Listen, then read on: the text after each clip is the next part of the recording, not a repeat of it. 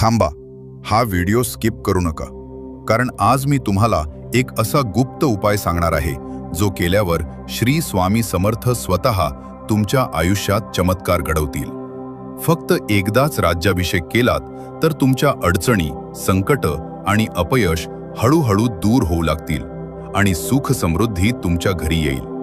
पण हा राज्याभिषेक कसा करायचा आणि नेमका कधी करायचा, ही संपूर्ण प्रक्रिया जर चुकीची केली तर फायदा मिळत नाही.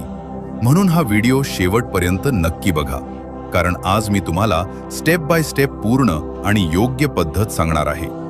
फक्त गुरुवारी श्री स्वामी समर्थांचा राज्याभिषेक केलात तर तुमच्या आयुष्यातील अडथळे दूर होऊ शकतात. पण योग्य पद्धत माहीत असणं खूप गरजेचं आहे.